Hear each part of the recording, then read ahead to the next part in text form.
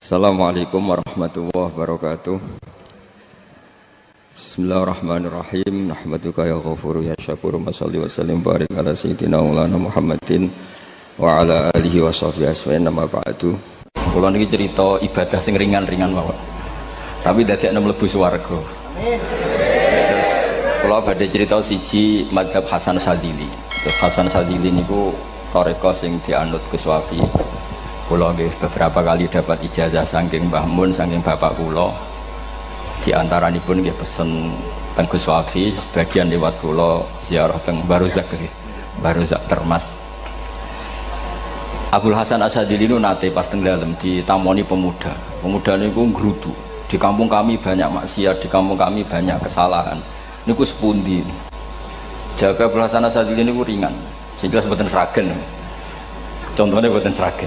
Sajane nggih persis, tapi zaman niku dereng ngeten sragen. Kok tenggen kula kathah maksiat ngeten-ngeten.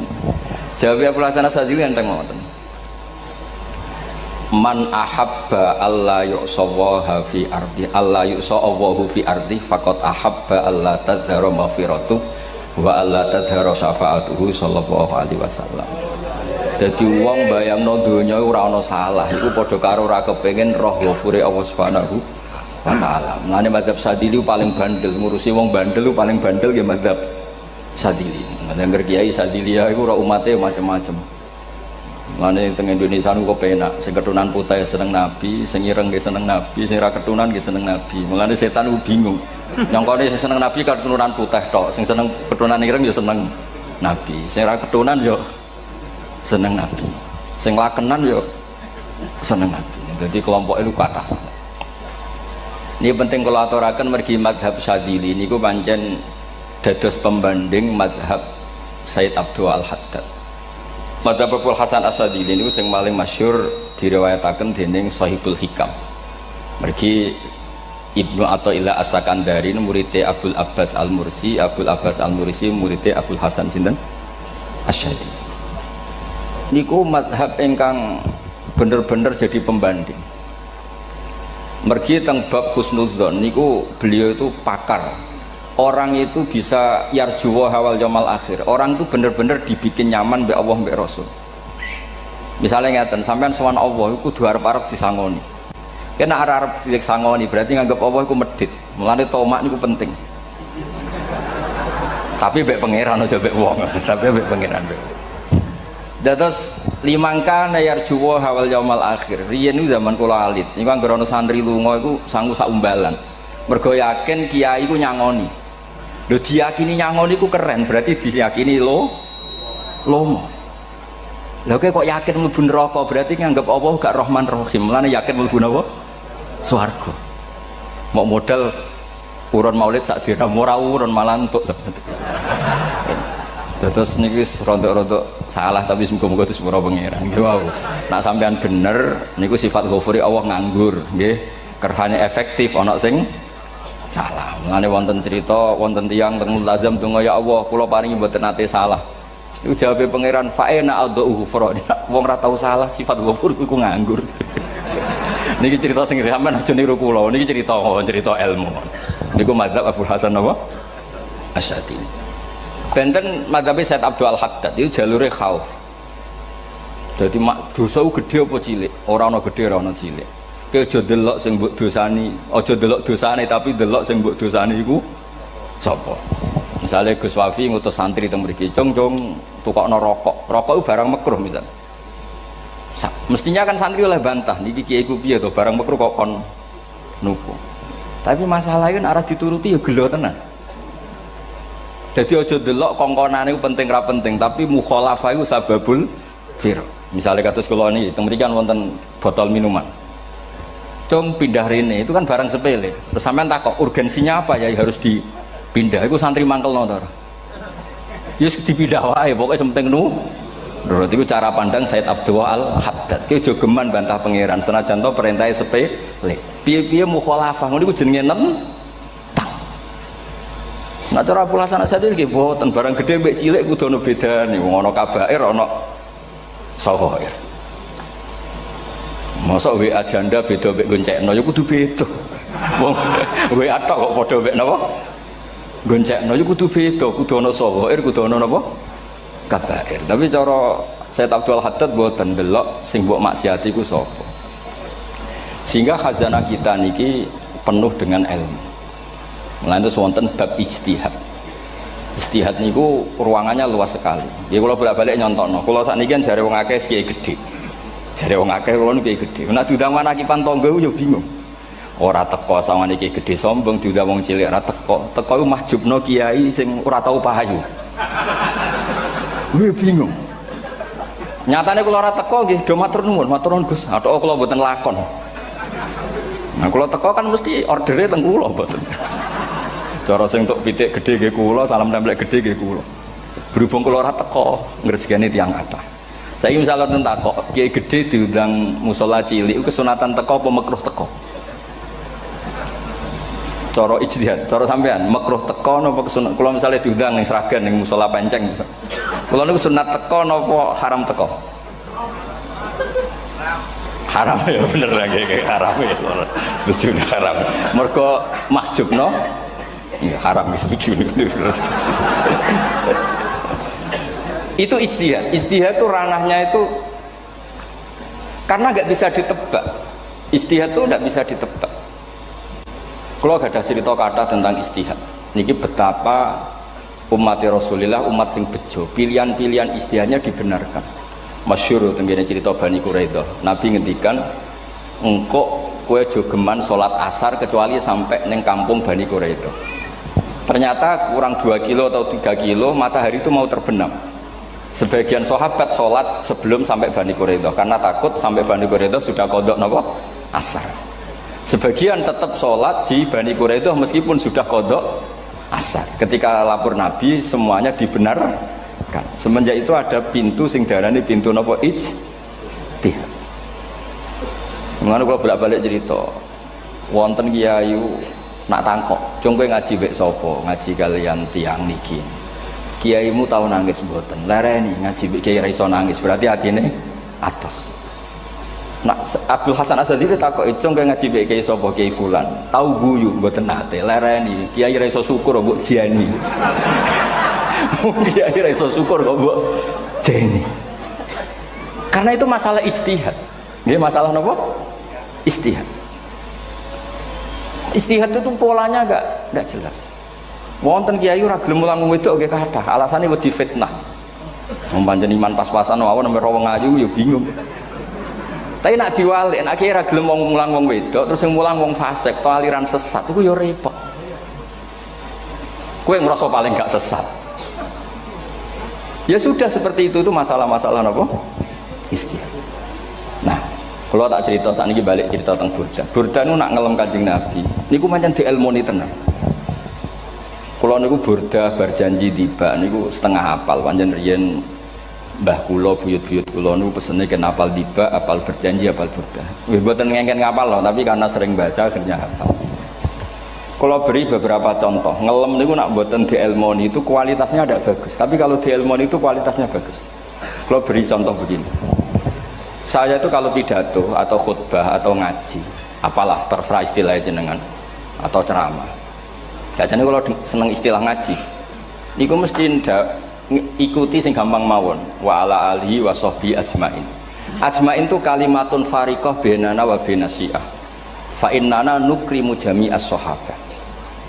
Ajmain itu kalimatun fariqah, kalimat pembeda. Kita ahli sunnah wal jamaah akramu jami'as sahabat.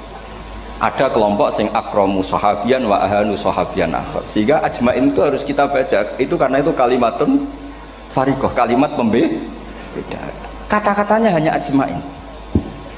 Begitu juga berjanji. Berjanji itu nak ngelem Nabi niku wa ba'du fa'aqul wa Muhammad bin Abdullah bin Abdul Muttalib wasmu Syaibatul Hamdi Humitat Hisaluhu Saniyah. Karena ketika Rasulullah memaklumatkan jadi Nabi itu problemnya itu nasabnya siapa? Orang-orang yang di Palestina, di Israel, di Yordan, di Syam kalau dulu itu alamatnya Nabi itu harus turunan Ibrahim. Ibrahim sementara orang Syam menurut pengetahuan orang-orang Yahudi Syam. Maka saya berjanji menunjukkan dulu kalau nasabnya Muhammad itu ini. Terus sampai warafuhu ilal khalili Ibrahimah. Terus ila dzabih Ismailan isbatuhu wa muntama. Terus setelah itu terus beliau ngendikan wa adnanu bila raibin inda dzabil ulumin sabiyah ila dzabihi ismail nisbatu wa mun tamam. Terus ketika berjanji di Karang itu sudah ada faham-faham yang seakan-akan babahnya Nabi itu ada masalah. Terus beliau ngendikan ini Syaibatul Hamdi, Sayyid Abdul Muthalib itu orang yang ketika buka Ka'bah, buka Zamzam, saurip-uripnya muji pengiran. Terus banyak lagi wasumi'a fi sulbihin Nabi sallallahu alaihi wasallam dzakarallaha ta'ala walab. Mbah yang ini bahkan dengar ketika Nabi masih di punggungnya membaca tasbih. Terus sampai fa'azim bihi min ikdin ta'allaqat kawakibud duriyah wa kaifala wa sayyidul akramu sallallahu alaihi wasallam wasitatuhumun. Nabi itu orang suci, makanya harus lewat rahim yang suci, harus lewat bapak yang suci, mbah yang suci, sampai ila khalilir rahman Ibrahim alaihis salam. Makanya terus dinagumkan nasabun tahsibul ula dukhulau, terus tarokus sifaha falam yusibhum aruhu min adami wa ila abihi wa ummihi. Karena kabeh sonal ismihi, semuanya itu untuk menjaga asmane Nabi Muhammad sallallahu alaihi wasallam. Kemudian Burda membentuk itu dalam bentuk nazuman. Misalnya beliau ngendikan Rasulullah itu mutiara. Jadi ketika dakwah berpola ya baik, ketika tidak berpola juga baik. Beliau cara muji Nabi faddurru yasdadu husnan wa huwa muntazimun. Namanya mutiara ketika diuntai pasti sangat indah.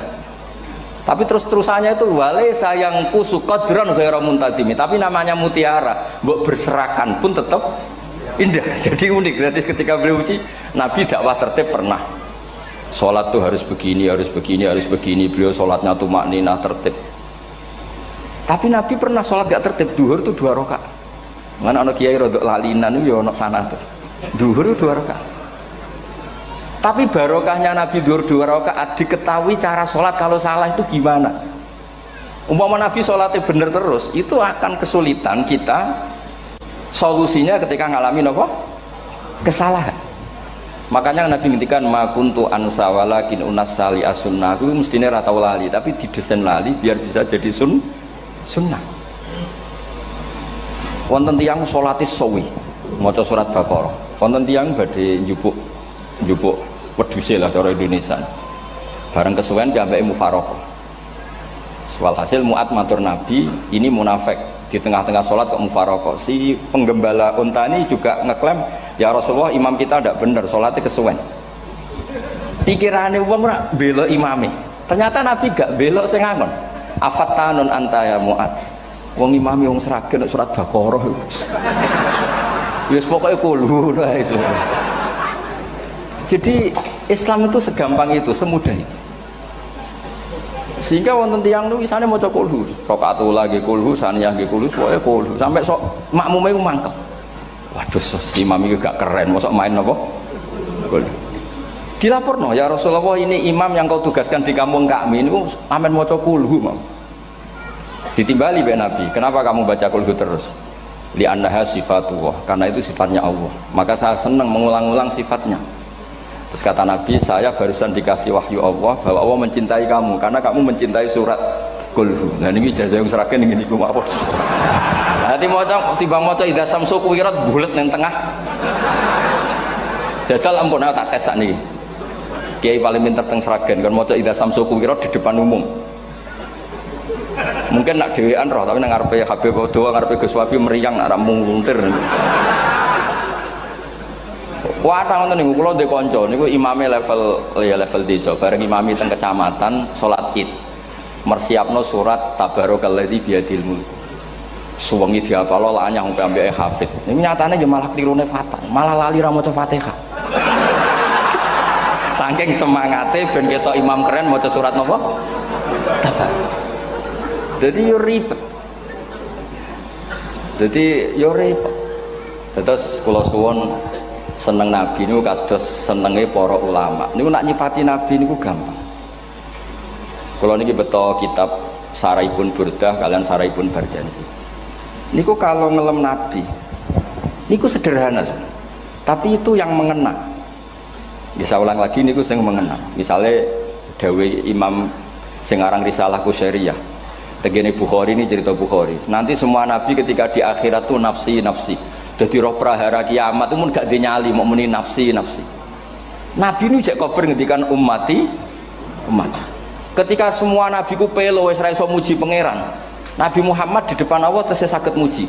Fa ahmaduhu bima hamida allamani rabbi. Ketika nabi lain sudah tidak punya nyali bilang alhamdulillah, Rasulullah masih punya nyali bilang alhamdulillah. Sehingga fa Muhammadun ahmadu min ghairi. Hampir semua ulama ngendikan ahmadu yang Muhammad itu af'al tafdil. Fa Muhammadun ahmadu min ghairi. Ketika nabi lain sudah tidak bisa atau tidak punya nyali memuji Allah, Nabi Muhammad masih berani memuji Allah ketika mahsyar. Karena logikanya begini, kira-kira pikirannya nabi-nabi ini wis kiamat, berarti amal wis ditutup lah, buku wis tutup. Tapi pikirannya Nabi Muhammad boten ngoten.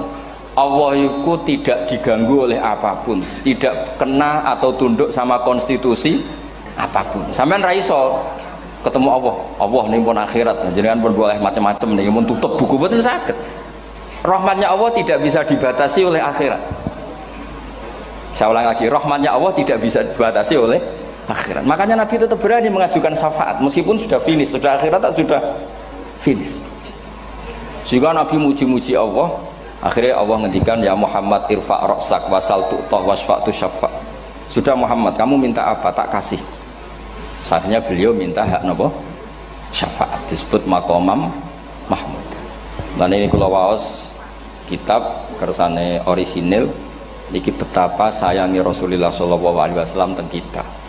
Ketika nabi lain tidak punya nyali kecuali mikir dirinya sendiri, jadi aku punya ngendikan nafsi-nafsi, Nabi Muhammad masih gak ada nyali ngendikan apa ummati umat. Itu bukti bahwa nabi itu nggak pernah nggak mikir umatnya. Wala sawfa yu'tika rabbuka apa fatartu. Ini Nabi jawab, fawwah la ardo wa wahidun ummati finnar. Kalau engkau memberi saya sampai saya puas, maka saya tidak puas dan satu dari umatku masih menjadi ahli neraka.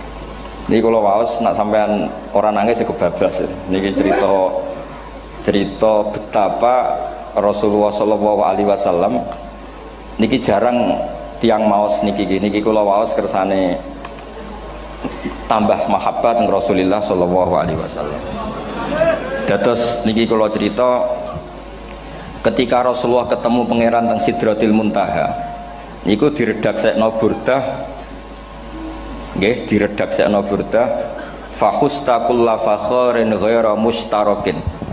Engkau mendapat kehormatan yang tidak tersaingi. Fakhusta kulla fakharin ghaira mustarakin. Jadi engkau mendapat kehormatan yang tidak akan tersaingi. Wajusta kulla maqamin ghaira mustahami. Atau wahusta kulla maqamin ghaira mustahami. Dan engkau mendapat satu derajat yang enggak mungkin tersaingi. Mustaham itu enggak tersaingi lah. Walhasil ternyata derajat itu apa?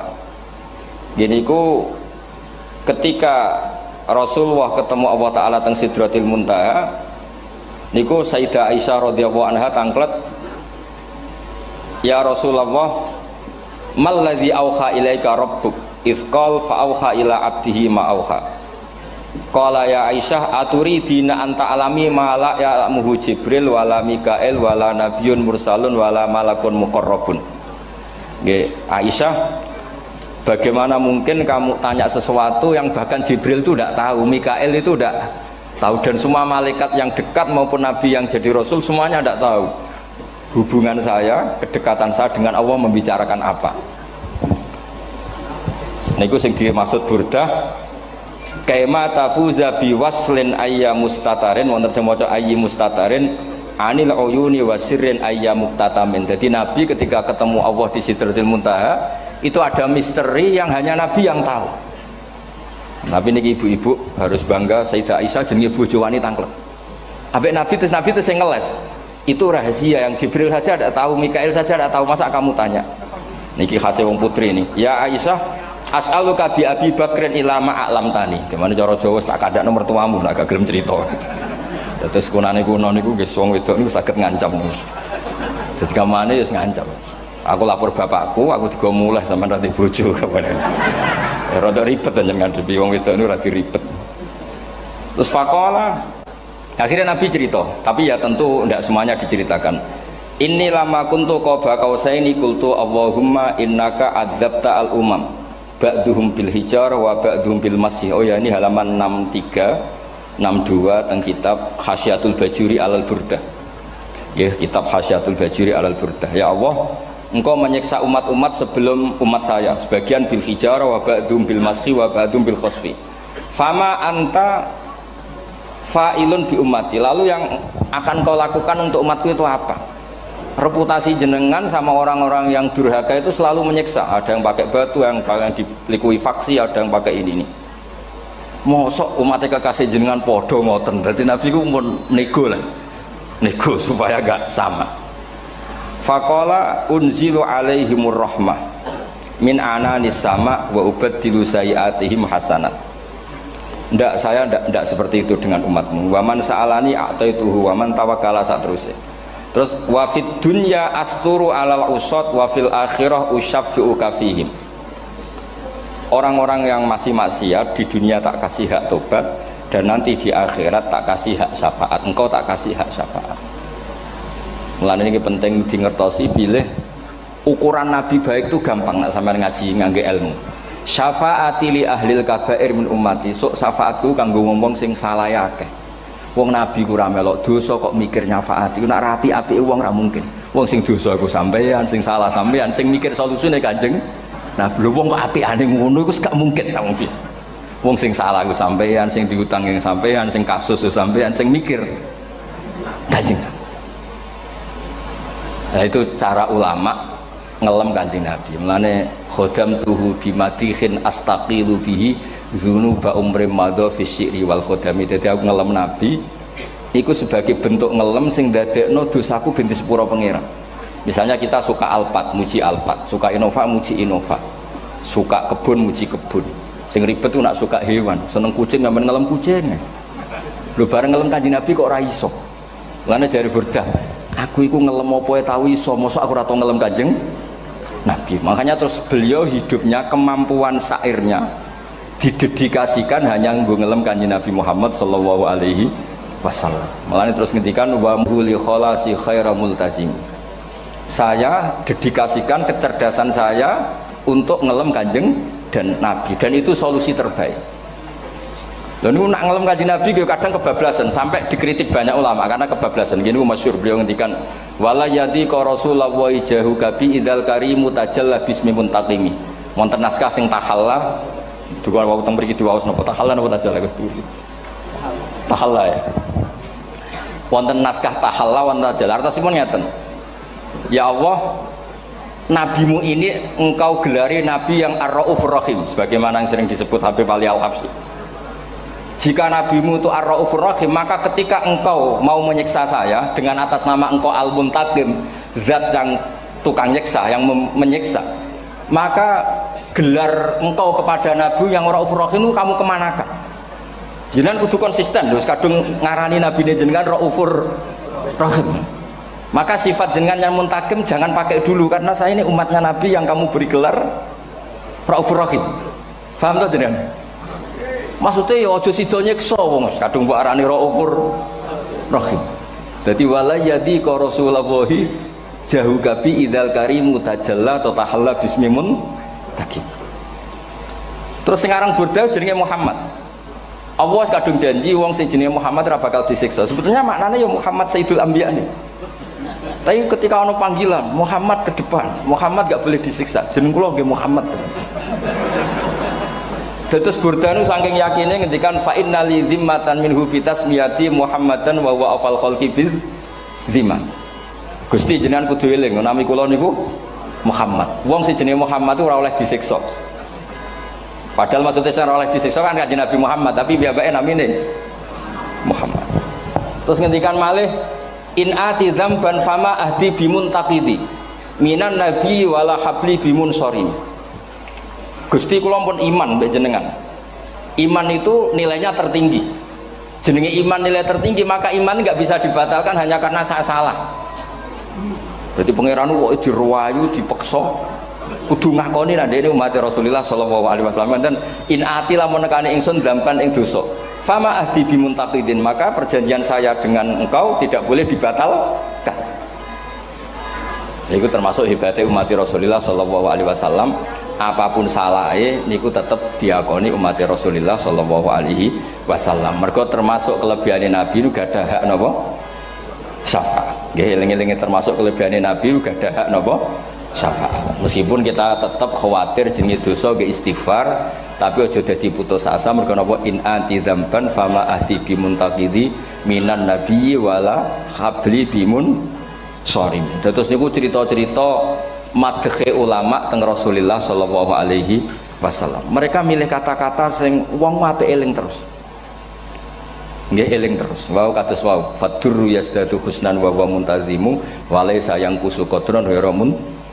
Jadi dulu tuh pernah ada faham-faham sing cara zahiri hadis iku abai nabi itu seperti ini cara zahiri hadis. Tapi ahli sunnah wal jamaah terus dipendapat bapake nabi babe nabi iku min ahlil jannah. Mergo apa? Wa kaifala wa sayyidul akramu sallallahu alaihi wasallam wasitatul muntaqah. Nabi itu orang suci, pasti lewat rahim-rahim yang suci. Minal aslabi thahira ilal arhamiz zakiyatil fakhirah. Itu logika yang dibangun sehingga terus mantep baru kayak wau mau sedibak mau berjanji kiakan wong Islam an nabi min abihi wa ila jaddi sampai Adam niku kabeh tarokus sifaha falam yusibhum aruhu min adami wa ila abihi wa ummi. Begitu juga masalah iman. Soal misalnya ada pertanyaan ilmiah, lalu Ibrahim gimana? Karena nanya Azar itu kafir. Zaman ada Nur Rasulullah sallallahu alaihi wasallam Azar belum kafir. Setelah intikal ke Ibrahim baru Azar kafir. Atau ada yang menjawab istilah abun di situ itu majaz. Sebetulnya Azar bukan bapak kandung tapi apa? Paman. Selalu ada jawaban ilmiah dari ulama-ulama ahli sunnah wal jamaah. Tapi kalau pesen teng jenengan sementing niku mau dibak berjanji napa burdan ada 1-2 bait yang jenengan tahu maknanya sehingga nanti kualitas mahabbah kita, kualitas kecintaan kita pada Rasulullah sallallahu alaihi wasallam niku tambah. Misalnya ngeten, kula kan nekuni tafsir ya. Ada ayat rubama yawaddul ladzina kafaru law kanu muslimin. Niku hampir semua fasir konsensus sepakat jeng ben nek wong Islam mlebu neraka. Niku sampean kudu ndonga, nek mlebu neraka muga-muga jejer wong kafir sing kecangkeman. Niku dinyek. Jarene iman nekani mau oleh jutene neraka padha wae aku. Apa meneh misalnya sampean hafal Quran jejer wong sing hafal jare kapit kok ora mlebu napa neraka. Kudu ana sing ngenyek. Mergo Allah nu tersinggung sak usah ana wong sing napa ngenyek. Akhirnya Allah tersinggung. Niku sing diceritakno tiba. Wa izzati wa jalali la ja'altu man akhlasa li bisyahadati kaman kadzdzaba bi. Adkhiluhumul jannata bi rahmati. Ora iso wong dekne tauhid apapun salahe wong dekne ndek tauhid ora ngarah dadi ahli neraka selawase kaya wong kafir. La ja'altu ora bakal gawe sapa ingsun man akhlasa li bisyahadah orang yang tauhidnya benar kamang kadzdzaba bi sebagaimana orang yang tidak bertauhid sama saya. Adkhiluhumul jannata bi rahmati. Padahal Allah dilapuri malaikat, malaikatnya kira diprovokatif. Malaikatnya lapure wajadnahum asrafu ala anfusihim wa wajadna amalahum minadz-dzunubi ka'amsalil jibal. Jare pangeran wis timbang seputi Gusti, wanane salah tok. Reputasine salah tok. Ghairu annahum yasyaduna alla ilaha illallah wa anna muhammadar. Niku jawabe pangeran wa izzati wa jalali la ja'altu man akhlasoli kamang kadzdzaba bi adkhiluhumul jannata bi rahmati. Nah, lafat-lafat seperti ini kita akan punya harapan ketika ndelok umat sing carane iman tesih blepotan, carane salat cek blepotan, carane zakat cek blepotan. Kita selalu punya harapan barokahnya iman, barokahnya mahabbah ning Rasulullah sallallahu alaihi wasallam, mereka tambah hari tambah baik. Jangan beragama yang tidak punya harapan, karena agama ini bagi yang punya harapan. Dimangka yarjuwa wal yaumal akhir, bukan yang tidak punya harapan. Kanjeng Nabi sekaruan Nabi orang terbaik dilarani wong Taif, disiksa wong Mekah. Niku malaikat usul kula siksane ya Rasulullah karena mereka menghina kekasih Allah. Mereka ada iman. Nabi masih punya harapan. Mungkin mereka ada iman. Tapi asallah ayyukhrija bal arju ayyukhrijawah min aslabihim may ya'budu wa la yusyriku bihi syai'an. Anak bapak orang iman, aku cek di harapan anak putune iman. Dan sedekah Rasulullah sallallahu alaihi wasallam. Saniki kata bapak era poso, anaknya melok TPQ, bareng poso juk gendong, akhirnya bapak izin melok poso. Bapaknya maca Quran ra tau. Bapaknya nekani wisuda anake hafid. Mulane bapaknya ora kena dibentuk, ya arep-arep napa? Anake. Nah anake ora kena dibentuk ya arep-arep putune nganti Imam Mahdi turun nang ngoten mawon. Pokoke agama niki limangka nayarjuwa wal yaumal akhir. Terus kula suwun sak napa madzhab Abdul Hasan Asyadzali. Nggih pancen madzhab niku kathah, tapi kula suwun agama teng zaman akhir dawuh Mbah Mun kudu kathah rojae. Nggih mergi walladzina amanu asyaddu hubbal lillah. Dawuh Imam Ghazali ar-roja yuqaddam alal khauf. Mergo roja dadekno mahabbah. Orang yang punya harapan itu lebih mudah mahabbah. Dan hubungan kita dengan Allah itu hubungan mahabbah. Ini ku walladzina amanu asyaddu hubbal lillah. Saman roh anake nawakal kok hubungane putus asa, mesti maksudno. Tapi nek hubungane iso wae saiki nakal so ben gak. Iso wae saiki goblok so ben gak. Senajan to so ben ra terbukti lah, penting hidup itu ada harapan. Guys, penting hidup itu napa? Ada harapan. Kata ulama ngendikan afdhalul ibadah intizarul farad. Apa-apa ibadah selalu punya napa? Harapan. Terus Indonesia yang seperti ini kita berharap akan lebih baik, akan lebih baik. Wong cilik kula niku sing jilbaban mau keluarga ketok. Sakniki kathah tiyang napa? Jilbaban. Cilik kula tiyang salat di masjid nggih mboten serame sekarang. Sampeyan ra iso grutu, tapi salat tok tapi atine ngene-ngene. Wah ya ribet nak ngoten sampeyan nyoal ideal nggih ribet. Pira-pira gelem napa? Pira-pira purun napa? Salat purun teng masjid. Sampeyan ndak usah memaksa ideal, wong kita ndak pernah napa? Ideal. Terus kula suwun cerita-cerita teng tiba teng berjanji bahwa Nabi sahibus syafa'ah. Nabi nu tiyang sing peduline napa ummati. Jadi ketika Nabi lain mboten gadah nyali ngadepi hisab, nggih niku do muni nafsi, Nabi tesih gadah nyali mikir umate ngendikan mati. Carane apa? Muji pangeran bima hamida allamani ha rabbi. Lane dawuh iki teng ulama-ulama dawuh fa Muhammadun ahmadu min ghairi. Makanya summiya Muhammadan mergo li annahu satu wasammihi idza wada'atihi Muhammadan li annahu satu madun apa? Uqbah wa summiya Ahmad li annahu ahmadu min ghairi. Ini hampir semua ulama ngendikan ketika teng mahsyar semuanya Nabi gak punya nyali untuk matur minta sama Allah. Mergo wis kiamat berarti wis nis Nabi tesih gak ada pikiran Allah itu tidak terhalangi oleh kiamat, Allah tidak terhalangi oleh akhirat, Allah tidak bisa dihalangi apapun, sehingga Nabi tetap wani jaluk pangeran. Berarti mujine Nabi ku lebih top karena tahu Allah itu tidak terbatasi. Nah karena Allah tidak terbatasi, podo-podo Allah wapian, wis tak jaluk kanggo umatku sing mati alat tauhid. Berhubung Nabi ngoten terus Allah ngendikan ya Muhammad irfa ra'sak napa wasal tu'tah wasfa tusaffa. Muhammad kepala kamu angkat, kamu minta apa saya turutin.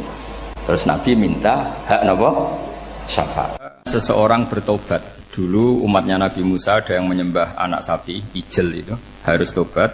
Itu tobatnya ekstrim betul. Kalau tobat sekarang kan cukup istighfar sama istighosah. Kalau dulu enggak, liyak tulal bari uminkum al mujrima, yang terbebas dari dosa menyembah anak sapi, membunuh yang terlibat atau pernah menyembah anak sapi. Makanya ayatnya apa? Fatubu ila bari'ikum faqtulu anfusakum. Ya, jadi orang-orang yang pernah menyembah anak sapi itu tobatnya apa? Faqtulu anfusakum. Sebab itu semua ulama berkewajiban menerangkan nasa mansuh. Sampai Sayyidina Ali suatu saat ada mubalek atau ustadz itu ngajar di masjid, ditanya, kamu tahu nasa mansuh enggak? Enggak tahu. Terus kata Sayyidina Ali, berhenti jadi mubalek, lisensinya dicopot. Dicopot, kemudian halakta wa ahlakta, kamu rusak juga merusak. Kenapa demikian? Logikanya begini, semua nabi itu kan panutan. Saya ulang lagi ya, semua nabi itu panutan. Tapi kalau kamu tidak tahu nasaman, so jangan-jangan kamu ikut nabi sebelum kamu, yang nasahnya itu syariatnya sudah apa? Mansukhoh, sudah di nasah. Itu kayak kasus Sunda Wiwitan itu. Itu gak mau punya Nabi Muhammad karena kurang keren, kurang sepuh. Nabinya langsung Nabi Adam. Resikonya adalah beberapa aliran sesat itu, aliran yang kurang benar itu, zaman Nabi Adam kawinan otomatis sama saudaranya. Lalu masa sekarang kita membolehkan kawin sama apa? Kalau sama Nabi Adam mau tidak mau. Karena yang cowoknya ya bin Adam, putrinya binti Adam. Lalu Allah bikin satu sunnah yang suami istri itu harus beda, yaitu satu kandungan itu melahirkan satu pasang. Dan mulai dulu memang pasangannya orang jelek itu orang cantik. Makanya agak sial itu yang perempuan-perempuan itu. Memang mulai dulu gitu. Kalau cantik itu kesunatannya dapat jelek. Nanti sama-sama masuk surga. Karena yang cowoknya ibadahnya syukur, yang ceweknya sabar. Itu nanti sama-sama. Nah kebetulan si Qabil itu ganteng sekali Qabil. Berpasangan dengan Labuda itu jelek gembrot, pokoknya tidak cantik. Enggak lah, kebalik. Qabil itu berpasangan sama Iklimah. Jadi Qabil ganteng, punya adik kandung namanya Iklimah itu cantik sekali. Yang Habil itu rapati apa? Berarti yang Habil apa? Ya rapati ganteng, berbarengan dengan Labuda juga rapati cantik. Nah karena tadi ya berarti Qabil bareng siapa? Iklimah, Habil, Labuda. Maka untuk kawin ini nggak boleh satu kandungan.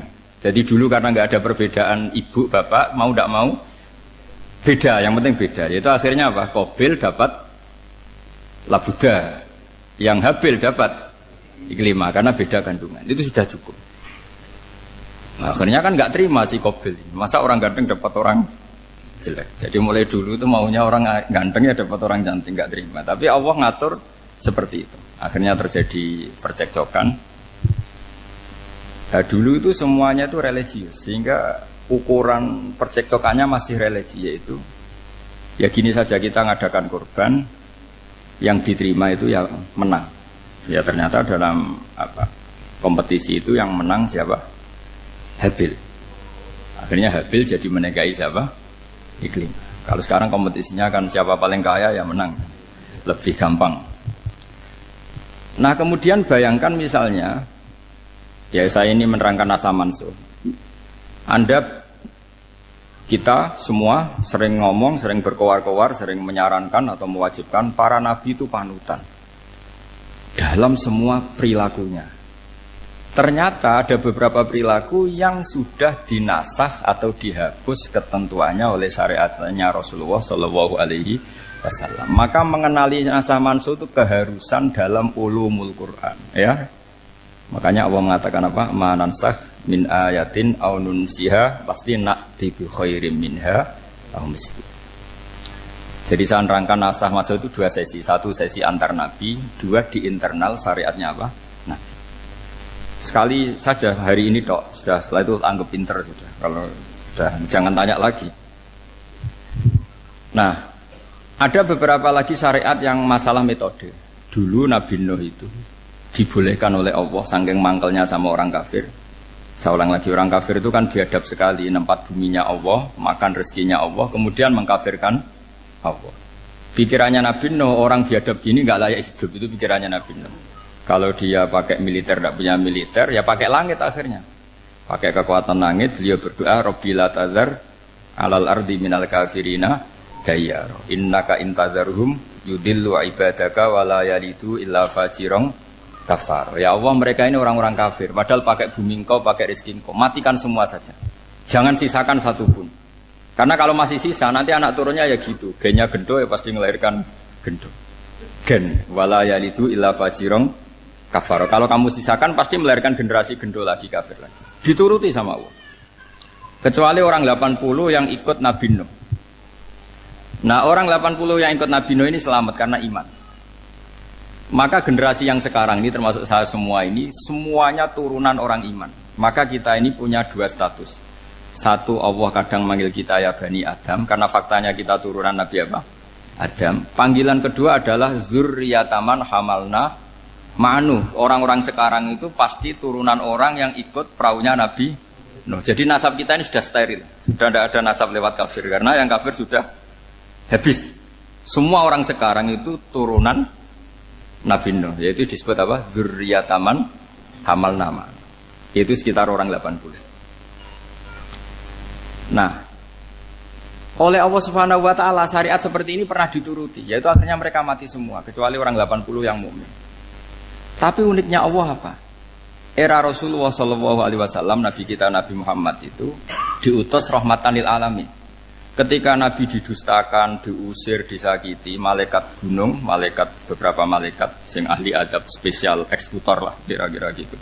Muhammad Kamu bilang saja ke saya, kalau kamu ingin orang-orang Mekah Abu Jahal CS, saya hancurkan. Tapi apa kata Nabi? Saya berharap kalau mereka belum iman, anak cucunya iman. Karena bagaimanapun sperma ya atau calon bayi atau calon keturunan itu kan ada fi aslabir rijal atau fi zuhurir rijal. Jadi kalau dalam ilmu agama itu gen manusia itu disimpan di zuhurir rijal di punggung lelaki. Nanti dipindah ke arhamin nisa. Logikanya gini. Ini dengerin ya. Logikanya gini, misalnya Abu Jahal. Abu Jahal itu di situ ada orang namanya Ikrimah. Itu anaknya Abu Jahal. Itu orang mukmin. Akhirnya ya jadi orang alim. Abu Lahab itu di rahimnya di punggungnya ada perempuan namanya Darroh. Akhirnya juga orang mukminah. Saya berikan contoh. Khalid bin Walid itu anaknya Walid. Walid itu musuh besarnya Rasulullah. Tapi di punggungnya ada orang bernama Khalid. Ini dengerin. Nah di punggung ini kira-kira Allah sudah tahu apa belum? Jawabannya sudah tahu. Artinya kalau ini mati atau kamu bunuh, kamu sebenarnya nggak bunuh orang kafir saja, bunuh calon orang mukmin yang sekarang masih bersemayam di punggungnya orang-orang kafir. Jadi bisa saja orang yang sedang kafir itu ada sekian calon generasi yang suatu saat mukmin. Itu syariat yang diajarkan ke Rasulullah Shallallahu Alaihi Wasallam. Karena kasofnya Nabi, kasof itu satu kondisi di mana seorang Nabi itu dipertontonkan sesuatu yang nggak kelihatan. Itu dalam bahasa Arab kasof atau mukasyafah. Nabi dipertontonkan ternyata banyak orang kafir yang di punggungnya itu ada calon generasi mukmin atau muslim. Akhirnya Nabi gak berani.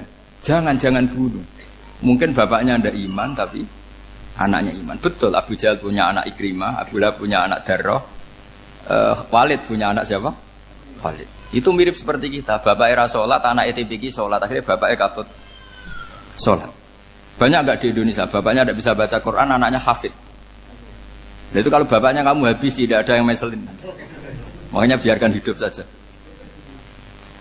Nah, artinya gini, andai kan tidak ada ulama yang menerangkan nasa mansuh, dikira syariat Nabi Nuh itu abadan mu'abbadat, selamanya lama. Jika main teror sama orang kafir sah berdasar Nabi Nuh. Padahal kita sudah ganti Nabi. Yaitu syariatnya Rasulullah Shallallahu Alaihi Wasallam masyhur itu ketika Nabi ngendikan, saya tidak minta mereka dihukum, tapi ya Allah saya minta Allah mahdi qaumi fa innahum la ya'lamun. Mereka kafir itu karena tidak tahu. Sehingga ada periode. Loh kalau perang itu beda, perang itu konteksnya duel, itu tidak harus sama Abu Jahal, Abu Lahab. Ada penjahat mau bunuh kamu wajib perang enggak? Wajib. Penjahatnya meskipun muslim apa harus kafir? Meskipun muslim. Maka kata ulama fikih sebetulnya perang duel itu bukan syariat muslim sama kafir tok. Masya muslim sama muslim, misalnya ada orang mau merkosa istri kamu, terus dia pamit gini, saya muslim loh, beri hak loh. Enggak bisa. Saya penjahat loh, muslim. Jadi kamu nggak boleh merangin saya, ngelawan saya. Saya kan muslim. Nggak bisa, tetap harus dilawan. Makanya kata ulama-ulama fikih, pertarungan sama musuh itu tidak harus sama orang kafir. Orang muslim pun yang mengganggu kehormatan kita, misalnya mau merkosa istri Anda, itu harus dilawan. Makanya Nabi ngendikan mangkutilah duna mali fahuwa syahid, mangkutilah duna harimi fahuwa syahid. Orang yang mati karena membela kehormatan keluarganya atau hartanya, maka dia mati syahid. Dan penjahat yang mati ini muhaddarun damu, diabaikan sehingga enggak kena kisos, membunuhnya enggak kena. Misalnya ada penjahat mau bunuh kamu duel menang, kamu enggak kena kisos karena ini muhaddarun damu, diabaikan kehormatannya. Padahal dia muslim, apa? Muslim. Ini perlu. Jadi ini mengaji ini agak jelimet tapi gampang. Kan kalau paham enggak paham selesai, jadi anggap aja selesai itu. Sehingga kalau nggak ada nasaman, maka orang selalu berpikir, pokoknya yang penting ikut Nabi. Nah itu bahayanya kalau Anda tidak tahu detail, jangan-jangan syariat yang kamu ikuti itu syariat yang sudah berstatus mansukhoh, telah dicabut. Dan itu banyak. Makanya kata Sayyidina Ali ketika ada orang ngajar nggak tahu nasa mansuh, halakta wa ahlakta, kamu rusak dan merusak orang lain. Seperti tadi pernah ada kawin itu satu turunan, yaitu era Nabi Adam. Masa kita sekarang kawin sama satu turunan, kan nggak mungkin. Ya kan, pernah ada membumi hanguskan orang kafir, yaitu syariatnya Nabi Nuh. Itu dihapus oleh syariatnya Nabi Ibrahim dulu. Yaitu Nabi Ibrahim menghentikan apa? Faman tabi'ani fa innahu minni wa man asoni fa innaka ghafurur rahim. Ya, kalau orang ikut saya ya Allah ya pasti golongan saya. Kalau yang masih maksiat, masih balelo, saya berharap engkau ampuni. Akhirnya banyak orang kafir tobat. Coba era Rasulullah itu semua orang kafir Mekah itu kafir. Nabi belum wafat.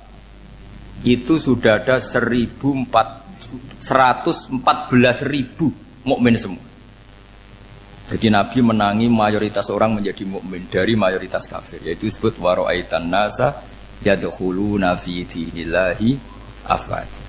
Andai kan Nabi Muhammad pakai syariatnya Nabi Nuh, bisa enggak mengislamkan orang sebanyak itu? Enggak bisa kan? Maka ini penting mengenali nasab mansur. Jadi periode cara wong Jawa maksud no tuntas. Robila tadar itu, pasot tuntas itu, menghabisi itu habis di periode Nabi siapa? No, syariat itu sudah enggak dipakai lagi. Yang dipakai apa? Faman tabi'ani fa innahu minni wa man asoni fa innaka ghafurur rahim.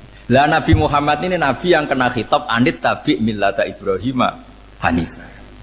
Jadi masternya Nabi Muhammad itu mentornya Nabi Ibrahim. Sehingga syariatnya ya faman tabi'ani fa innahu minni wa man asoni fa innaka ghafurur rahim. Tidak syariat Rabbil tadzar alal ardi minal kafirina daya.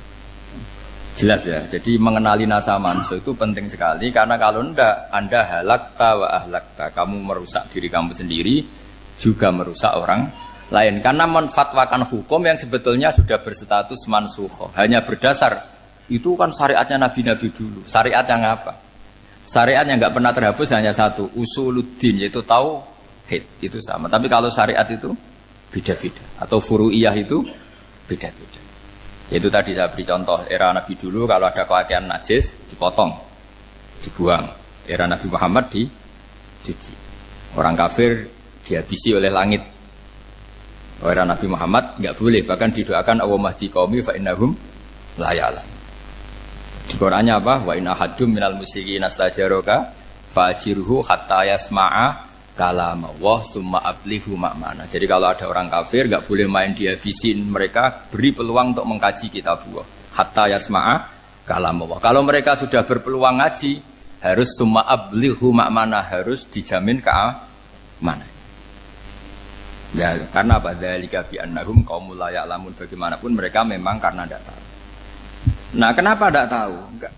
Karena tadi mereka tertutup oleh kultur yang beratus-ratus tahun. Mbah-mbahnya mereka menyembah batu, menyembah berhala. Ya tahunya itu ya Tuhan. Bagaimana Anda bisa menjelaskan sesuatu yang sudah beratus-ratus tahun kan tidak gampang. Maka ada periode dimaklumi, apa? Kalau era sampean kan, mosok waktu disembah saking gobloknya orang, kamu lahir kan sudah nyembah Allah, tidak nyembah batu. Bayangkan kalau kamu jadi mereka. Wong perut kamu saja disuruh makan pizza sakit kok, karena saking lamanya makan sambal kan gitu. Kamu bilang perempuan Indonesia saja cantik kok, saking lamanya jadi orang Indonesia. Padahal orang Indonesia tanyakan orang Eropa, cantiknya di mana? Kamu lahir di Afrika, bilang orang Afrika itu cantik, tanyakan orang Eropa, cantiknya di mana, hitam gitu kok. Jadi orang itu pasti terkooptasi oleh sekelilingnya. Orang Afrika akan bilang, wanita Afrika itu cantik. Coba tanyakan orang Eropa, cantik apa enggak? Belas. Orang Eropa yang kulitnya gitu, kata orang Eropa indah, kata sampean. Koyok anaknya kebo katanya. Jadi orang itu akan terkooptasi oleh sekelilingnya. Bayangkan kalau semua orang nyembah berhala, terus kamu enggak, alasan kamu apa? Kan menentang mayoritas. Dan itu berat. Maka dimaklumi oleh Allah, dzalika bi annahum qaumul la ya'lamun fi manah panyeruah. Nah, pemakluman ini yang mulai sekarang terkikis. Orang main pukul saja enggak mau ngaji. Enggak mau ngaji Quran secara kafah. Jadi fatwanya Islam kafah tapi ngajinya Quran enggak kafah. Ngambil 1-2 potongan ayat dipakai dalil. Jadi Islamnya inginnya kafah tapi ngajinya Quran enggak. Kalau kafah ya hafal 30 juz itu. Kalau mau ya, kalau mau kafah ya hafal berapa? 30 juz. Makanya saya sering bilang, saya sering dinasihati orang karena belum tahu saya ini hafal Quran. Bapak harusnya Islam itu kafah. Kata saya ya dimulai dari konsep Islam itu kafah dulu. Apa ya hafal Quran secara kafah. Jadi ini penting saya utarakan. Bahaya sekali orang mengenali Islam tanpa mengenali nasah mansuh. Karena beberapa syariat Nabi sebelum kita itu berstatus mansuh. Terus contoh berikutnya, ini nasah mansuh antar Nabi apa khusus internal Nabi? Antar Nabi aja agak selesai nih sampai subuh aja agak selesai. Contoh yang paling keren mungkin cowok semua senang. Nabi Dawud dulu istrinya berapa? 99. Nah itu kalau masih halal itu kan berarti jenengan tuh punya istri berapa? Wah itu kan ngeri betul. Punya satu aja repotnya gitu apalagi berapa? Punya 99. Terus kamu bilang gini, ini kan syariatnya Nabi Dawud, Nabi kan bisa diikuti. Pernah ada periode di mana seperti itu boleh. Jadi makanya mau tidak mau ngenali nasah mansuh itu harus. Kalau ndak ya kamu masih berkeyakinan boleh beristri berapa? Nah ini penting saya utarakan. Makanya Sayyidina Ali itu kalau ngetes calon mubalek, kira-kira kalau Kemenak dulu inginnya apa? Sertifikasi apa? Mubalek. Itu tanyanya gitu. Ta'rifun an-nassa wal mansuh, kamu apa tahu nasah mansuh? La. Jawabnya Sayyidina Ali, halak tahu ahlak tahu. Kamu orang yang rusak. Karena tadi takutnya ada syariat yang sudah mansukhah dipakai. Itu tadi misalnya kita ini tidak umatnya Nabi Nuh, tapi pakai syariat Robbila tadar alal ardi minal kafirina. Terus ketiga begini, misteri manusia itu. Dan ini kita tidak pernah tahu sampai kiamat, tapi ini ilmu harus kita diskusikan. Misalnya saya ini namanya Bahauddin. Saya sekarang hidup sampai 2019 sekarang. Kan hanya Allah yang tahu berapa turunan saya sampai kiamat dan statusnya kayak apa. Donald Trump juga gitu. Donald Trump itu sekarang kafir, tapi kita tidak pernah tahu nanti turunan keberapa ada yang Muslim. Lah turunan yang calon Muslim ini diletakkan di mana kita tidak tahu. Yang jelas kalau kamu bunuh itu katut itu. Artinya gini, logika membiarkan orang kafir itu ya ada logikanya. Gitu. Logika membunuh karena mereka mau membunuh kita ya ada logika fikihnya, karena kalau kita ada membunuh dibunuh. Makanya semuanya hukum ini terus bergantung al-hukmu yaduru ma'ilatihi wujudan wajib. Di sini terus dipertemukan. Makanya semua nabi itu kalau yang namanya membunuh pasti pas perang saja, karena ini kondisi yang memang pilihannya hanya dua, kalau nggak dibunuh ya membunuh. Ada duel lah. Maka ini butuh kajian fikih dan orang nggak boleh subjektif dalam hal ini. Saya ulang lagi, tidak boleh subjektif. Karena tadi, orang yang kamu katakan sekarang misalnya Zaid, kamu itu bodoh sekali. Kenapa bodoh? Tidak hafal Quran, nggak pernah kuliah, nggak pernah ngaji. Ternyata Zaid ini bersemayam calon anak yang alim alama hafal Quran. Namanya Umar, tapi masih jadi sperma. Suatu saat Zaid itu punya anak alim alama. Kan banyak orang tidak bisa baca Quran punya anak hafid. Banyak nggak di Indonesia? Banyak nggak petani yang punya anak dekan? Petani punya anak dekan. Yang dekan punya anak naik kelas saja susahnya bukan main. Banyak kan? Nah ketika dibalik nanti ada dekan punya anak goblok, yang petani punya anak dekan, pinter mana? Kita tidak pernah tahu. Makanya ini kan ya sudah, kalau nggak pernah tahu ya bilang saja wallahu alam, kan selesai. Daripada keminter keliru kan ada wallahu alam. Makanya cerita favorit guru saya, Kiai Haji Maimun Zubair itu punya apa namanya Kiai Zubair. Itu cerita favoritnya itu ada santri namanya Soleh. Soleh itu alim alam. Orang Madura itu cara berpikir kan kalau kiai saja alim seperti itu, apalagi bapaknya. Pas bapaknya main ke pondok, santrinya ada ribuan. Bapaknya main ke pondok itu, sholat itu ya gak bener, gak sesuai sunnah Rasul lah kira-kira gitu. Sudah sholat itu gak bener, apa-apa gak bener. Masih ditakwil sama santri Madura, karena orang Madura itu kultus. Mungkin khilaf itu satu khusus, pokoknya perlakuan khusus. Suatu saat saking bodohnya orang itu, kenceng tuh pinggir musola. Wah ini nggak bisa ditakwil lagi, akhirnya nggak bisa ditakwil tuh nggak. Wah ini sudah nggak bener ini, nggak bener. Singkat cerita santri tadi nggak kuat matur ke kiainya, Pak Yai, jenengan sealim itu kok bapaknya segoblok itu. Kenapa? Ya, dia kenceng pinggir musola. Oh bapak saya tuh pinter sekali. Kok bisa? Karena beliau yang memutuskan saya mondok sampai saya jadi alim alama seperti ini. Yang bodoh itu mbah saya. Yang bodoh itu mbah saya kan.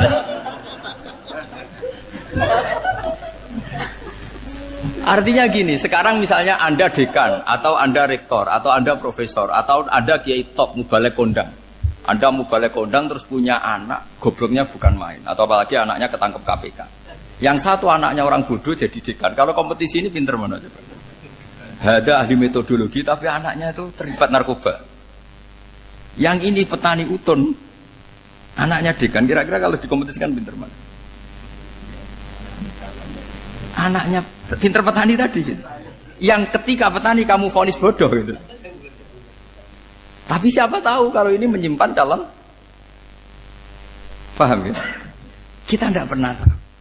Makanya Quran selalu ngajari dalam ilmu sosial itu wa in adri la'allahu fitnatul lakum wa mata'un ila.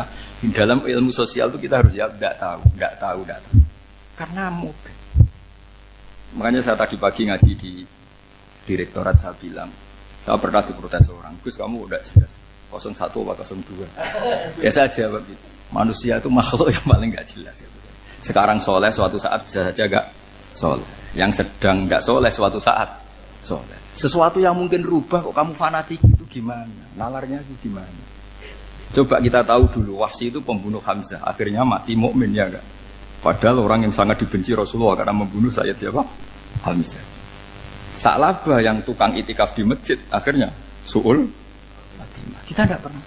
Nah kalau enggak pernah tahu ya enggak usah terlalu fanatik biasa saja. Kayak jenengan seneng saya itu ya saya enggak tahu sampai kapan ya. Saya seneng sampai kapan ya enggak tahu. Kayak suami istri itu. Pas nikah harmonis bulan madu sampai kapan bertanya. Yang jelas paling awet itu pasangan jelek itu pasti nggak awet. Makanya jadi guyonan. Pasangan itu jangan baik-baik gak awet. Kalau jelek itu awet. Ternyata maksudnya cantik sama ganteng. Itu suatu saat pasti jadi jelek. Yang jelek sama jelek pasti jelek terus. Makanya jadi guyonan. Kalau pasangan jelek itu awet katanya. Tapi kalau pasangan baik, ternyata baik wajahnya itu pasti gak awet. Suatu saat pasti jelek, tapi yang jelek awet. Karena mulai dulu ya jelek awet itu. Awet jeleknya maksudnya bukan. Ya jelas ya, jadi saya mohon sekali ini ilmu. Sampai ndak urusan, ini bukan urusan cocok tidak cocok, tapi ilmu. Ilmu harus kita dengar bahwa syariatnya para nabi itu yang sifatnya furu'iyah, tidak usuliyah, tidak tauhid itu potensi rubah. Sehingga mengkaji nasab manusia itu satu keharusan seorang ulama. Makanya setiap ada syariat nabi hal hadis syariah mu'abbada amla, mansukhoh amla. Karena potensi itu tinggi. Kita tahu dulu semua nabi sholat menghadap apa? Baitul Maqdis.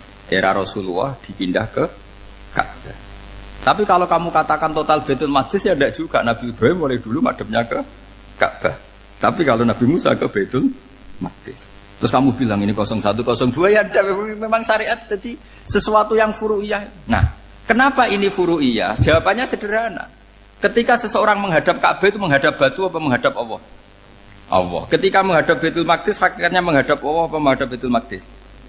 Allah. Maka menghadap Ka'bah itu sebenarnya masalah furu'iyah. Yang masalah usuliyah adalah inni wajjahtu wajhiya lilladzi fataras samawati wal ardh. Yang permanen adalah menghadap Allah Subhanahu wa taala. Cuma secara prosedur syariatnya secara zahir menghadap Ka'bah. Maka potensi rubah karena ternyata itu furu'iyah. Untuk kiblatnya itu furu'iyah. Yang permanen adalah menghadap ke Allah Subhanahu wa taala. Ini pentingnya. Jadi terus sekarang masih antar nabi apa di internal nabi? Ini sudah mau selesai waktunya, sudah habis ini. Internal. Ini sudah selesai, ini sudah pas ini. Mohon Pak Anda. Oh. Jam ini sudah sampai mana tadi? Diteruskan apa enggak? Sudah ya, sudah kayaknya sudah. Biar kelihatan cerdas terus. Sekali pertemuan sudah pinter gitu. Berapa? Setengah jam sudah pinter gitu. Yang internal nabi apa antar nabi? Internal ya, sudah sekarang ke internal. Kalau internal lebih banyak lagi contohnya. Yang masyhur tentu masalah Baitul Maqdis. Dulu Rasulullah pernah sholat menghadap Baitul Maqdis 16 bulan. Berapa? 16 bulan, kila 17. Pokoknya khilafnya hanya 16 dan 17. Kalau ada bilang 10 bulan berarti gak pernah ngaji khilafnya. Karena khilafnya itu hanya 17 sama 16. Akhirnya sama Allah diminta disuruh menghadap ke Ka'bah. Saya ulang lagi, itu tetap masalah antar nabi sebetulnya. Begini. Makom itu kalau dalam bahasa Arab bukan kuburan. Kalau di Indonesia kan makomnya Sunan Bonang itu kan kuburan. Kalau makom dalam bahasa Arab itu sesuatu yang pernah dipakai singgah, itu namanya apa? Makom. Lalu Rasulullah itu pertama di Medina itu madhep Baitul Maqdis itu 16 bulan. Orang Yahudi senangnya bukan main. Sampai mereka bilang gini, Muhammad tuh gaya-gaya nantok punya agama baru, tapi kiblatnya ikut kita. Baguslah anak itu katanya, masih tahu diri katanya. Bagus katanya itu masih tahu diri. Jadi senangnya bukan main orang Yahudi. Karena kiblatnya Muhammad sama dengan mereka. Ya tentu mereka jangkar Muhammad, bukan Sayyidina Muhammad atau Rasul Muhammad, karena mereka masih gak iman. Nabi itu ya agak tersiksa karena beliau secara gen turunan Nabi Ibrahim dan kiblatnya Ibrahim itu Ka'bah. Agak tersiksa tapi sami'na wa ata'na tetap madhab ke Baitul Maqdis berapa? 16 bulan. Suatu saat Nabi Muhammad itu disuruh madhab Ka'bah. Ini dengerin. Akhirnya madhab ke Ka'bah. Apa yang terjadi? Orang Yahudi komentar gini, Muhammad itu gimana? Dia di perantauan, rindu sama keluarganya. Terus rindunya itu diaplikasikan jadi perilaku agama. Jadi dia madhab Ka'bah dianggap kangen. Kayak saya kan orang Rembang. Rembang itu apanya Jogja? Timurnya apa? Enggak, Jakarta itu mana Jakarta itu? Barat sana ya. Ibaratnya saya orang Jakarta, terus merantau di Jogja. Dulu kiblatnya itu menghadap ke timur. Terus ketika madhab ke barat, kata sampean, wah itu padune kangen apa? Keluarga. Juga kurang ajar orang Yahudi. Jadi orang Yahudi itu memang paling pinter bully. Makanya kalau sampean tukang bully itu ya agak-agak, ya enggak. Saya tidak ngomong agak ya, pokoknya agak-agak. Ya. Pinter bully orang Yahudi.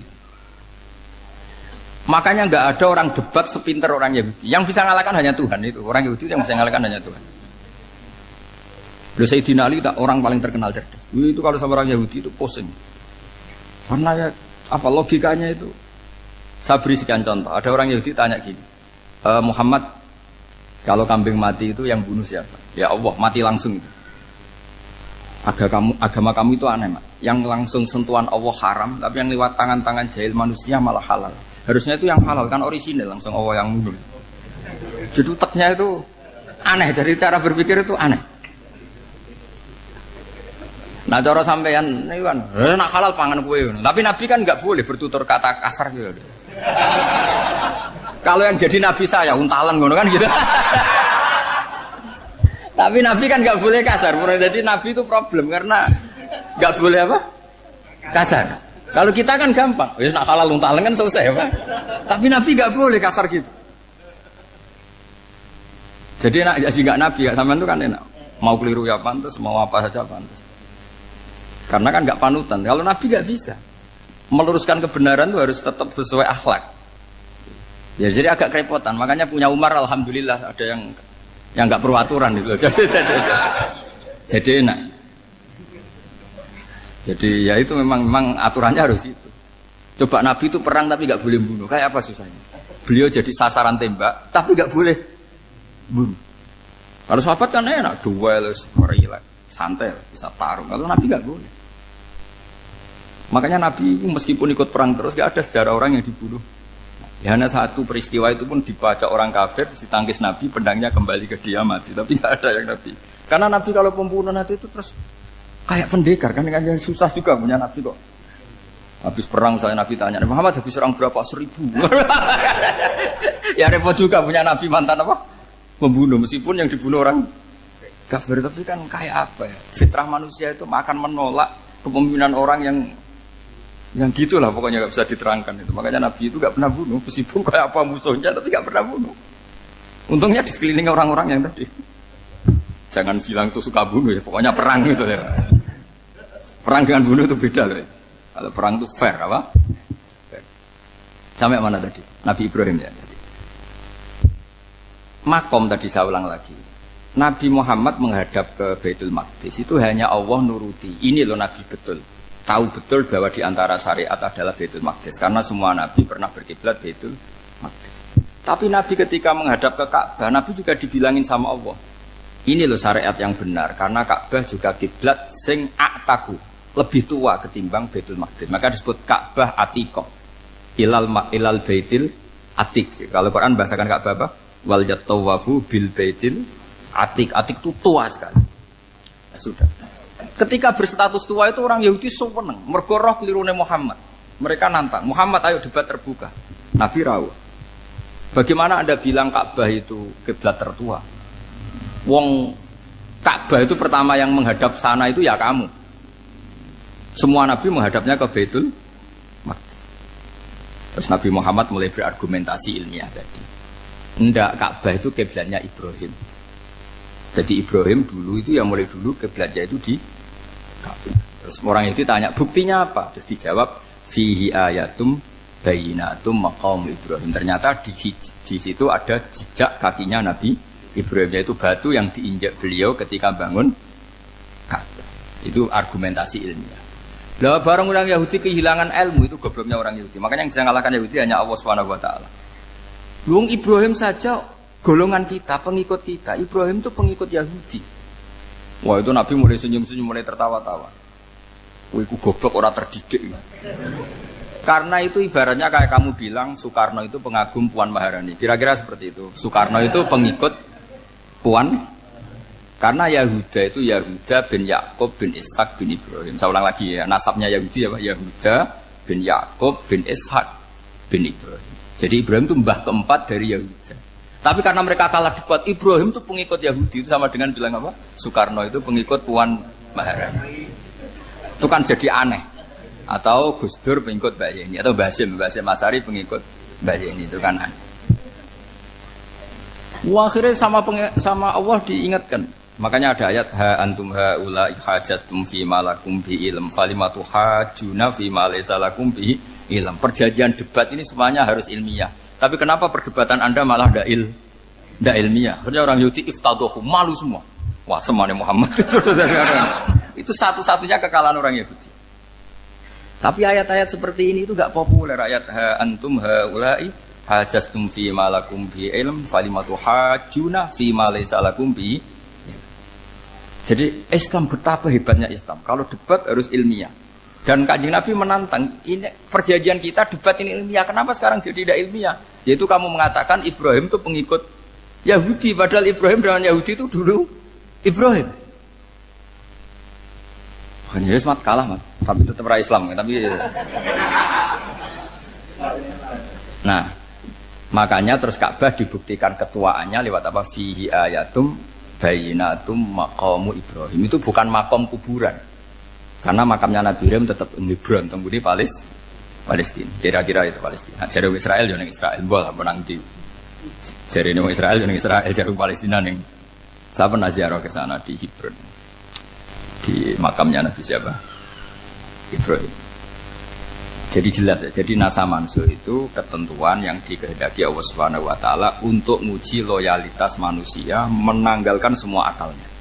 Makanya saya mohon sekali siapapun yang ngaji saya dimanapun, sekali-kali manusia itu harus menanggalkan akalnya. Sekali Anda pakai akal, maka Anda akan ingkar dengan nasa mansur. Nasa mansur itu hukum yang direvisi, yang dibatalkan. Makanya orang Yahudi lagi-lagi pinternya orang Yahudi.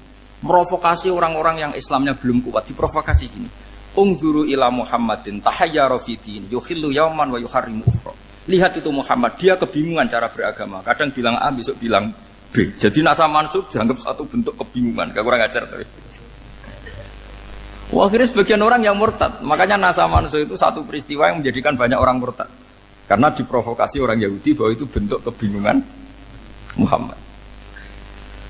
Akhirnya terus saya qulu sufaha minan nasi ma wallahum angqiblati mulati kanu aliyah. Nah, kelirunya orang Yahudi adalah ternyata nasa mansur yang dipilih Rasulullah itu semuanya ada di Taurat dan Injil. Termasuk di Taurat dan Injil disifati dan Nabi yusolli ilal kiblatin, bahwa Nabi ini akan bersolat dengan dua kiblat. Makanya tetap ditantang. Qul fa'tu bitaurati fatluha in kuntum shadiqin. Kalau kamu tidak percaya bahwa saya ini orisinil, ayo bareng-bareng mengkaji Taurat. Tapi mereka tidak siap mengkaji Taurat. Karena Taurat semuanya mendukung Rasulullah Muhammad SAW. Fatluha in kuntum shadiqin. Makanya ini penting sekali ngaji. Jadi perdebatan itu macam-macam. Dan itu pinternya orang Yahudi. Ungzuru ila Muhammadin tahayyara fi dini yukhillu yawman wa yuharrimu ukhra. Ini penting sekali. Makanya nasa mansur itu uji loyalitas. Itu Imam Malik kalau mencontohkan ke Imam Syafi'i. Saya berisikan contoh fikih. Ini saya melanggar waktu. Ini sudah berapa? Saya yang tidak mengesahkan diri saya. Ya misalnya ini ya, ini kertas saya bawa ya, ini kertas saya bawa. Terus ini tak kasih uang misalnya, uang 100.000. Atau kalau contoh Imam Syafi'i dulu dididik Imam Malik begini. Ya Syafi'i, kalau kamu punya 2 budak, 2 pembantu, kalau dulu kan masih ada budak, 2 pembantu lah kira-kira. Seneng mana, yang cerdas sama yang goblok? Seneng yang cerdas. Kalau yang nurut sama yang bantahan, seneng yang nurut. Lah yang nurut itu yang goblok. Makanya tinggal dibalik saja. Kamu tak beda ya. Seneng mana punya istri yang cerdas apa yang goblok? Coba jawab. Atau ibu-ibu mbak-mbak ini, seneng mana punya suami yang cerdas atau yang goblok? Kalau cerdas gak bisa diakali. Tapi goblok nurut tapi ya kadang di sini-sini kan di sini. Nah, itu kan antar manusia. Masalahnya kita menghadapi Allah Subhanahu wa taala yang semua kita pasti bodoh. Kita menghadapi Allah Subhanahu wa taala yang semuanya kita pasti bodoh. Allah jelas ngendikan wa kanal insanu dzaluman jauhlah, manusia itu banyak dolimnya. Dolim itu sifat mubalaghah. Kalau orang dolim sekali dolim, kalau sering zalum, kalau jahil biasa jahil, kalau banget jahili jahul. Bahasa Arab kan gitu memang. Ghafir, pengampun biasa. Kalau ghafur selalu mengampuni. Syakir, makanya sifatnya Allah Ta'ala ikut wazan fa'ul semua. Ghafur, syakur. Atau diikutkan wazan fa'al. Kalau goblok biasa jahil, goblok banget jahal kan itu. Kafir biasa kafir, kalau kafir banget kafar. Ya, jadi wazan balagha itu bisa fa'al, bisa fa'ul ya. Kafirin, kafar atau kafur. Paham ya? Malah kok malah ngaji nahwu. Ya tapi ini memang perangkatnya ya. Ini kan perang mau tidak mau. Makanya misalnya Allah tidak suka kulla kafarin banget kafir ya, Pak.